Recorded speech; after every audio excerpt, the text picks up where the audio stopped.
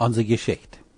Onze Geschichte handelt van de Mennoniten die van Kanada naar Mexico trokken in de 1920 jaren.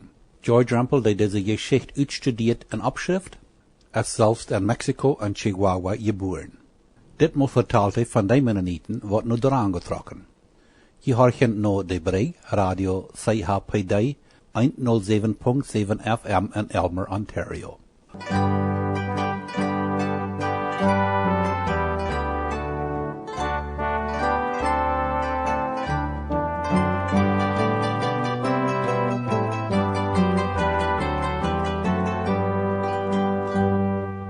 Onze Geschichte Nummer 56. Ditmal fangen wir an zu vertalen von der Durango Ölkolonie bei Patos oder bei Nuevo Ideal in Durango, Mexiko, und auch von dem Entstehen von anderen Gemeinden auf der Durango-Siedlung. Von der Durango Ölkolonie wo ich nicht so viel vertalen können, als von uns Ölkolonie von Chihuahua.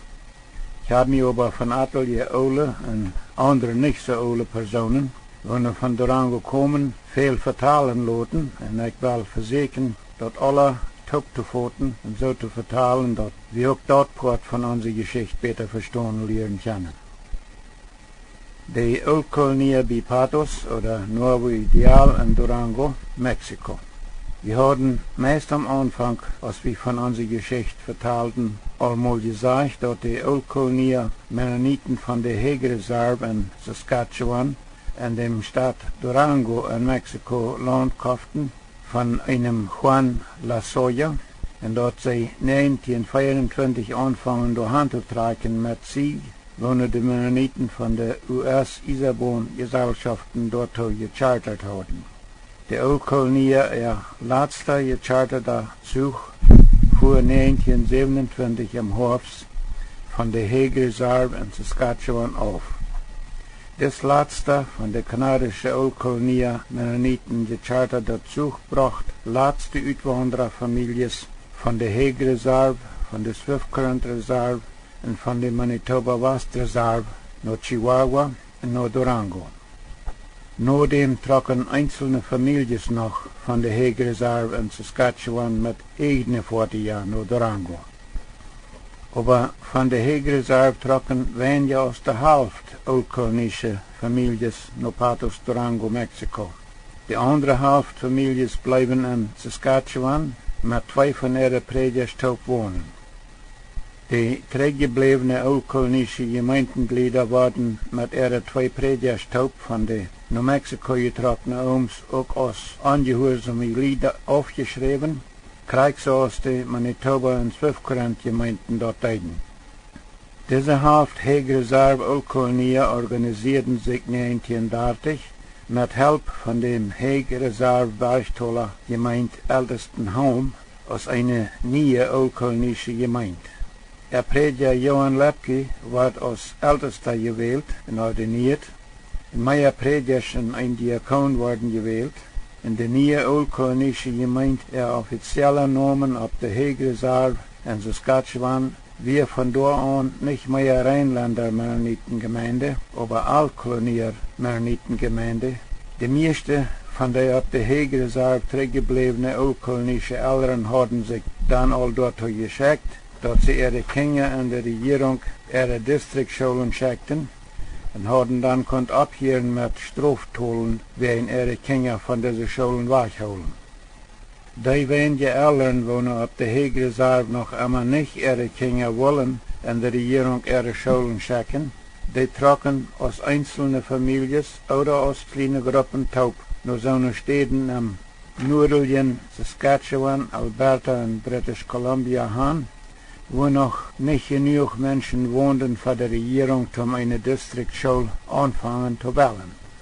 Und auf so einer Städten als zum Beispiel in der Lacrete, Alberta, jenen können sie noch jahrelang ihre eigenen Schulen haben.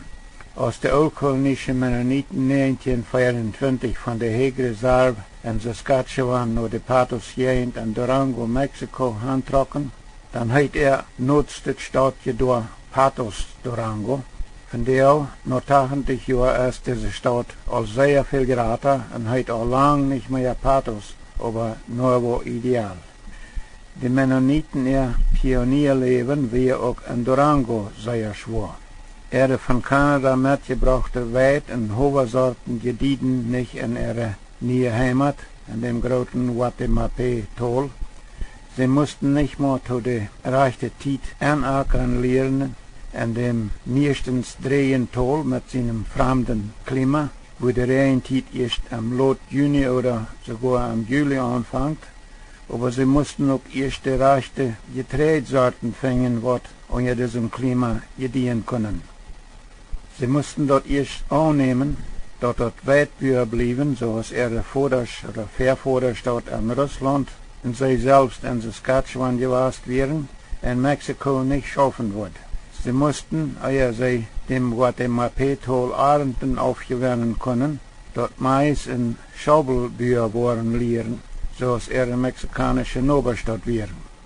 Und weil es in ihrem neuen Heimatland alles so ganz anders wäre als in Kanada, und da wären dort sich trägt nach Kanada sehnen, wie viele eingewanderte Familien so groß wird, trocken all von den ersten Jahren an, jeder Jahr einzelne Familien von Patos Durango trägt nur die Hegreserve in Saskatchewan. Dort geht bei 1924 bei der Hegreserve Old Kolonie in Saskatchewan zum Anfang kamen mit ihrem nach Mexiko uitwandern.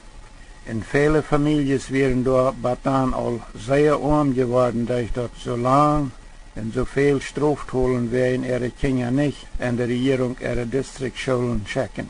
Und dort wird zum großen Teil während der große Armut, dort so viele Familien eng nicht uitwanderten nach Patos Durango, Mexiko.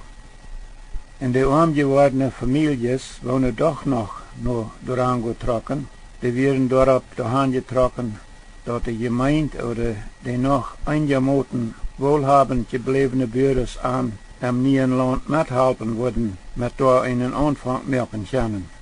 Man hört von der auch noch manchmal wem sagen, unsere Eltern trocken auch mal ganz arm nach Durango, Mexiko, aber sie kriegen dort keine Hilfe, um in den Anfang merken können, und dabei kämen sie sehr bald zurück nach Kanada. Die Durango-Pioniere können in ihre Dörfer aber meistens sehr leicht Wasserbarms merken, sodass sie für ihren Hausgebrauch und für ihr Vieh genug Wasser haben. Dann die Grundwasserlehren wären auf der Patos-Siedlung überall viel flacher als die in den meisten mennonitischen Dörfer auf den Manitoba- und Swiftcurrent-Siedlungen in Chihuahua wären. Aber trotzdem die Grundwasserlehre auf der Durango-Siedlung viel flacher wäre als an den meisten Dörfer auf den Manitoba- und Swiftcurrent-Siedlungen in Chihuahua, sind da verhältnismäßig wenig Bewässerungsbarms gemerkt worden. Goudet Hei können die Pioniere auf der Durango-Siedlung auch meist irgendwo merken, sodass sie von Anfang an wenigstens für ihre große Arbeitszeit immer genug Langfutter haben können, wenn ihre Getreideernten an die ersten Jahren auch mal klein wären. Die Pioniere lehrten dort Schaubeln, Mais und Futtergetreide tragen in Durango in wenigen Jahren ganz gut. Aber wenn sie mehr Futtergetreide kriegen, als sie brauchten, oder eine gute Schabelarend kriegen, dann verstunden sie für ihre Arend in den schweren Pionierjahren nicht richtig einen Markt zu finden. Und die meisten Kolonisten waren in ihrer neuen Heimat sehr arm, ehe sie einen guten Anfang kriegen mit Büren. Aber dann endlich, in den mehr 1930er Jahren, als einige Kolonisten mit Käsefabriken anfangen, und die Bürger ihre Milch für anständige Preise verkaufen können, dann fängt das an, ein bisschen leichter zu werden für die meisten Kolonisten. Aber dann scheint das im Herbst 1935 mit einmal so, als von den Mennoniten auch in Durango würden ihre Schulfreiheiten verloren haben. In Chihuahua hat die sozialistische Lázaro Cárdenas Regierung all im Mai 1935 die Mennoniten ihre Schulen zugeschlossen. Nur diese Regierung ihre neue Schulgesetzen, dann wird dort Unrechten von Religion an alle Schulen verboten. Und weil die von der Cárdenas-Regierung geschickte Schulenspeiter dort im Mai 1935 an die Chihuahua-Mennoniten ihre Schulen so funk, dat sie den Katechismus und die Bibel aus ihre Schultextbücher brauchten, wurden ihre Schulen dort zugeschlossen. Und als diese Regierung am Herbst auch die Durango-Kolonisten ihre Schulen durchwehen zuschlot, dann wurden die Mennoniten dort auch sehr unruhig. Dann mag ihre mexikanischen Nachbarn viele, wo dort Geld fehlten, dass die mexikanische Regierung die Mennoniten nicht mehr sehr unter ihren Schutz nahm. Und so eine mexikanische Nachbarn nehmen sich nun noch mehr Freiheit bei den Mennoniten anzubrechen und anzubestehlen. In einzelnen Fällen wurden mennonitische Märkes früher dabei sogar vergewaltigt. Und wegen all diese Sachen wollen auch von Durango 1935 und 36 viele mennonitische Familien bloß noch zurück nach Kanada tragen. Aber die Familien wollen sich an dieser Zeit einig werden, dass sie zurück nach Saskatchewan, nach ihrer alten Heimat tragen wollen und dann Utrecht anstalten, um ihre Wirtschaften und Sachen zu verkaufen. Die kriegen meist nicht dafür. Dann kann man nicht wohl in Mexiko noch Land und Sachen kaufen, wenn an ihre Schulfreiheiten wahrgenommen werden und ihre Zukunft dort so unsicher scheint. Und weil die Umstände dort so wären, dass die Leute wenig Geld haben und nicht für anständige Preise verkaufen können wenige Familien die nötige Mittel abbringen, um zurück nach Kanada tragen können. Andernfalls wären viel mehr Familien im Winter 1935-36 zurück nach Saskatchewan getroffen. Die Lázaro Cárdenas Regierung hat den Mennoniten, so als wir all einmal gesagt haben, gerade vor Weihnachten 1935 schriftlich die Freiheit gegeben, ihre Schulen weiter abzumerken und ihre Kinder so wieder zu unterrichten, sie dort vorher getan haben. Aber die lokale Patos-Regierung und die Durango-Staatsregierung und auch die katholische Kirchenleiter dachten, das wäre nicht reicht, dass die Landesregierung den Mennoniten würde die Freiheit geben, an ihre Schulen Religionsunterricht zu geben, wenn sie dort nicht auch dürfen. Und weil dort gemeine Volk dort wisst, dass ihre religiöse und politische Leiter nicht reich damit einverstanden wären, dass die Mennoniten die Freiheit haben sollen, an ihre Schulen Religion zu unterrichten, wenn sie dort nicht einmal an ihre eigenen Schulen dürfen, erlaubten viele von den Mennoniten ihre mexikanischen Nachbarn sich 1936 ihre mennonitischen Nachbarn auch wieder noch zu belasten mit Anbrechen, Bestehlen, Märkes und früher zu misshandeln. Aber so, als wir auch all eier gesagt haben, die Mennoniten schickten im Fahrjahr 1936 noch weiter eine Delegation nach Mexico City, um dort mit der Cárdenas-Regierung darüber zu reden, dass ihre Lokal- und Staatsregierungen und auch die katholische Kirche ihre Leiter nicht so reich damit einverstanden wären, dass die Mennoniten sollen keine Religion unterrichten an ihre Schulen, wenn dem katholischen Landesvolk dort nicht einmal erlaubt wird. Und diese Delegation beschwert sich auch bei ihrem Landespräsident darüber, dass ihre Lokal- und Staatsregierungen auch nicht so für Verbrecher beschützten, als anders versprochen worden wäre.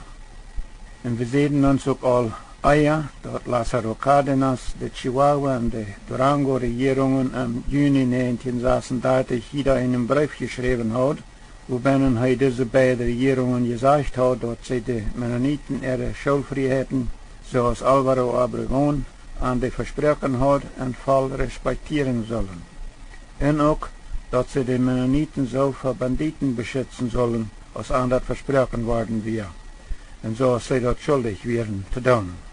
Und als die Durango-Regierung den Brief von ihrem Landespräsident erholen hat, dann, so sagt Wilhelm Wahl, brachten die Judiciales, die Judicials, und die Soldaten, die mennonitische Durango-Kolonisten Schutz. Sie kamen einfach an die Mennoniten ihre Dörfer hinein, um sicher zu merken, dass die mexikanischen Banditen abhören würden, die Mennoniten irgendwo zu belasten. Diese Judiciales und Soldaten, wenn sie mexikanische Männer auf die mennonitische Kolonie nur Sonnenuntergang in der Nacht irgendwo bejähenden, oder auch sogar, wenn sie über Tag mexikanische Männer bejähenden, und wird verdächtigt an anfangen, dann behandelten sie die sehr, sehr streng. Und dann geht das nicht lang, dann hatten die Mennoniten ab ihrer Siedlung wieder mehr Fried.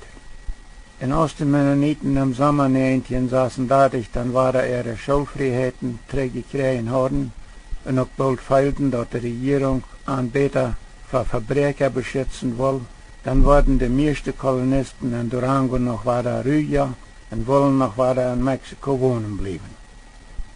Aber weil die Durango-Kolonisten durch die 1930er Jahren so viel bestohlen und überfallen worden, einige früher in Mexiko sogar vergewaltigt worden wären, von einigen von ihren mexikanischen Obers, wären da doch noch so eine älteren Mang an, was die mexikanische Regierung von dort an nicht recht trüden.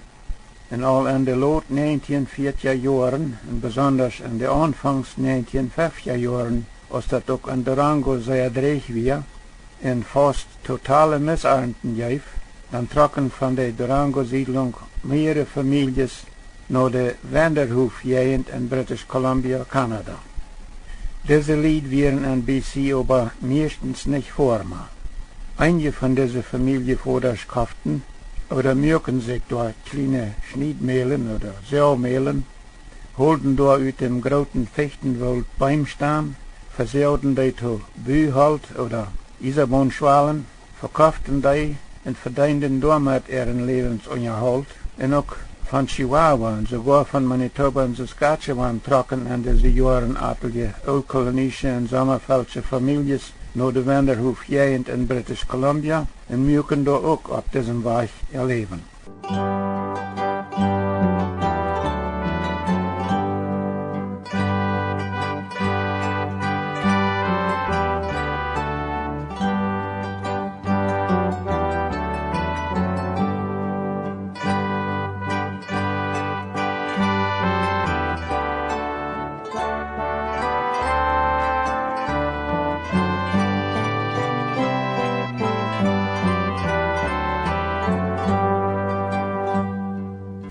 Der Mangel an mehr Siedlungsland für junge Familien auf der Oldkolonie ihrer Siedlung in Durango wird auch von den 1940er Jahren an immer noch größer. Aber der mehr Siedlungsland verschaffen wird noch lang nicht. Meist immer sind in Durango verhältnismäßig noch mehr landlose junge Leute gewesen als in Chihuahua. In Chihuahua, wie es das in den 1940er Jahren als sehr neidig an mehr Siedlungsland fehlt, fangen oldkolonische Büros dann all hier und da mit kleinen Fabriken an. Mit einer Weonfabrik in Scheindorf, 115, mit Ovenfabriken, mit Hummermehlfabriken, mit kleinen Geiterien und so weiter. Und ich weiß noch gut, dass als auf die Manitoba und Swiftcurrent-Kolonien immer mehr Büros mit Geschäften anfangen, dort auch in Chihuahua so eine alte Oomtjes wären, wo wir dann manchmal davon reden, dass so eine Büros dort in Mexiko vor allem verdorben wurden. Wils sehen diese Olasch, die mexikanische Regierung hat den Mennoniten in Mexiko in Einkommen lassen, am Former zu sein, nicht am Geschäftslied zu werden. Ich glaube aber nicht, dass die oldkolonische Oms in Chihuahua besonders je in den Anfang von Industrialisieren gewesen sind, oder dass sie an irgendwem daweien gearbeitet haben. Aber ab der Durango-Kolonie, wo dort in den 1940er Jahren auch all sehr neidig an mehr Siedlungsland fehlt, da wären die Oms sehr dagegen, wenn da so eine Büros wären, die dann mit kleinen Fabriken anfangen wollen. Für das Mal brechen wir hier weiter auf. Nächstes Mal vertellen wir noch weiter mehr von der Oldkolonie in Nuevo Ideal Durango, Mexiko. Und dann auch von den breiten Gemeinden ihrer Arbeit mangt der Durango Oldkolonie. Was nächstes Mal? Ich bin George Rampel.